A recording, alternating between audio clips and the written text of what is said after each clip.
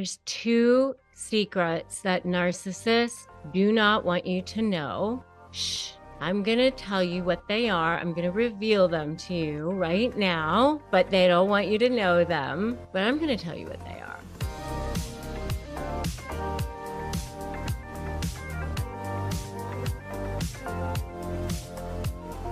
So narcissists have secrets. They have lots of secrets. But there's two real ones that they really don't want you to know. I mean, they have lots of secrets. They hide money. They hide all kinds of things in their phone. They have a lot of secrets. But there's two real big secrets, hairy ones, massive ones. These are the real ones that they really don't want you to know. Hey, I'm Rebecca Zung. I am an attorney. I'm a narcissist negotiation expert, and I help people get out of relationships with narcissists. I help them negotiate with narcissists. I want to help you too. If you haven't subscribed to this channel, you can do that now. Subscribe and hit that notification bell. Now, let's talk about the two secrets narcissists don't want you to know. So they have two selves.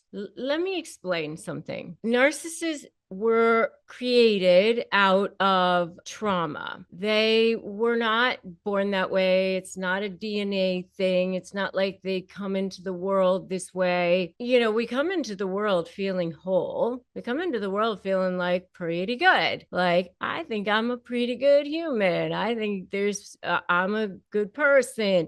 You know, I mean, we feel good inside. It's when things start happening to us that we start reacting to the world and feeling like, oh, maybe I'm not so great. Maybe there is something wrong with me. And that happens to all of us, by the way. We all have traumas and triggers and insecurities and feelings of doubt. You know, none of us are immune from that. I wish we were. Certainly I'm not. You know, those of us who are out there that say we're not, those are the narcissists, by the way. You know, all of us have our moments of that. But what happens is with narcissists is that during their childhood, they were exposed to trauma on a regular basis. Something happened to them that caused them to constantly be in survival mode on a regular basis, that constantly caused them to feel like they were having to be in that fight or flight, you know, feeling. And when you're in fight or flight, our brains emit chemicals. Our brains emit, you know, epinephrine, things like that, that cause us to be able to be stronger, faster, better, so that we can fight or fly, right? So that's where the fight or flight comes from. And when we're children, and this happens on a regular basis, causes the brain to actually have arrested development in the limbic system part of our brain. And then what happens as you get older is that part of the brain then doesn't develop properly. So then the prefrontal cortex part of the brain, you know, other parts of the brain, you know, of course, we grow up and the logic part of the brain is, you know, there. But what happens is, with narcissists, when they are presented with certain stimuli, which makes them feel like they need to survive, or they feel like where they're again being put in situations which are similar to those situations that made them feel defensive or made them feel like they were, you know, potentially in danger, then that narcissistic injury gets triggered. So, you know, when does that happen to them? Well, you know, it could be any kind of situation, but a lot of times it's when they feel exposed. It's when they feel somebody has, slighted them in some way, somebody has, outed them, or, caused them to feel less in a situation, or whatever it is, then that narcissistic injury gets triggered, that narcissistic rage comes flying out, that limbic system of the brain gets activated, and here comes that cage. It's almost like a caged animal. It's almost like that part of them, that survival part of them, comes out, and they literally cannot help themselves, and they see black and white. It's like that other part of their brain is shut off, and they only see that at that moment. They cannot see the good anymore. They only see the bad.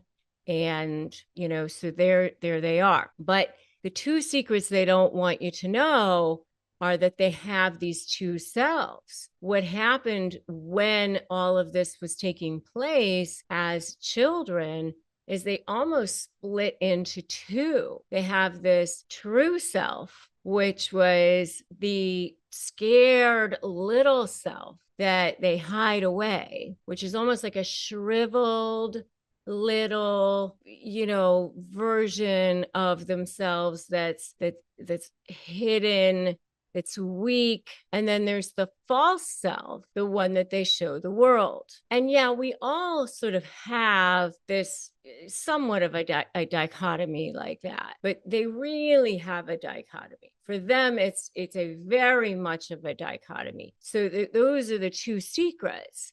They've got this true self, and then the false self that they show the world. And that true self is never to be seen by anyone ever. And that false self is the one that they must protect at any cost. And, that's why they do not ever want to be exposed. That's why they must layer on that narcissistic supply from external sources by adulation, having the prestigious friends, the prestigious houses, the money, the power, the control. All of those things have to come from external sources, but they feel totally and completely empty inside. And it's that black hole that can never be filled. And they feel like they're desperate for air, starving inside, because they just feel like they can never fill that black hole that's inside of them, that true self that they're hiding away, that scared little self. And that's why I say to you all the time that they're way more afraid of you than you are of them, because that true self that's inside of them is super scared. The problem is that everything they do is transactional. Everything they do is a manipulation. Everything they do comes from that place of fear, comes from that place of manipulation, comes from that place of scared self, that survival self. So really, that's secret number 2, is that everything they do is a manipulation. Everything they do is transactional, because they feel like they have to come from that place. They're in survival mode all the time. And they think that you are too. That's the sad thing. They don't really trust that anyone else comes from any place other than that place. They don't trust anyone. They really do believe that everyone has an agenda, that everyone wants something from them, that no one is truly good, so they don't mind taking from other people, because they really think that everyone's out for their chips too, that it's a dog eat dog world. They think that it's like that. And it's very sad. If you agree with me, it's so sad. Just put "so sad" in the comments, because it is so sad. But that doesn't mean that you have to be in that space. You can't fix it. You can't heal it. When you go to help them, they're just going to drag you into that quicksand with them. It's not going to help. It's not going to help. you're going to just drown. You're just going to drown along with them. So what you need to do is move on. And I've got a video on 8 ways to move on from narcissists. That's the next video that you need to watch. Grab my free Crush My Negotiation prep worksheet at crushmydeal.com when you're negotiating with a narcissist. Join my free private Facebook group, Narcissist Negotiators with Rebecca Zung, to give you that help and support that you need. If you haven't subscribed, subscribe, hit that notification bell. Here, I upload brand new videos every day. Go watch that next video, 8 ways to move on from narcissists. And I will see you over there.